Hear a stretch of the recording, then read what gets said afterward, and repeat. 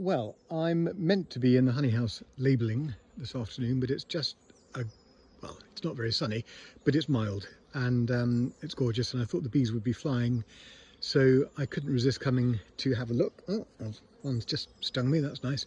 And so here we are in one of the woodlands. You can see how dormant it's still looking.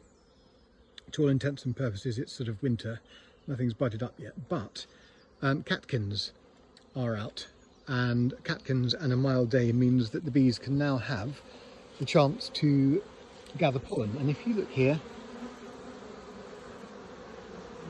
you can see the little yellow bits again on the bees' rear legs, and they're bringing in plenty of it, and the air is just full of bees and buzzing at the moment. So what I will also do is I'm just going to have a little wander around, and we'll find one of the trees.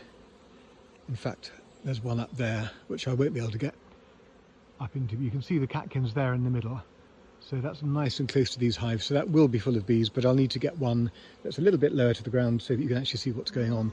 So just as an aside, you can see my track in the distance there, which is just on the far side of those beehives.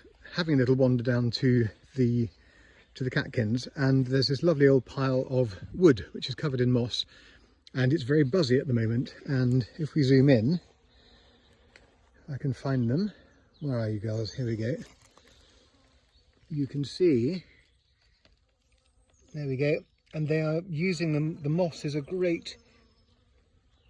a great big sponge, so it's full of water, and some of the bees, some will be out gathering pollen, and quite a few here are gathering water from the moss, which they then take back to the hive to dilute the ivy stores, which is quite a hard honey from last autumn.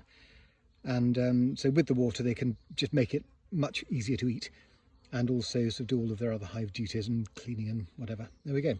Anyway, on to the catkins.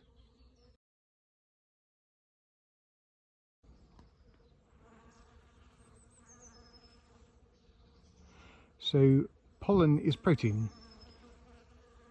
and it's very important now. They're just starting to rear brood, and they need as much protein as they can get to make good healthy brood. And you can see they take it off with their front legs and brush it backwards, and then ultimately it ends up on these what are called pollen baskets on the back legs, which is just sort of hairs.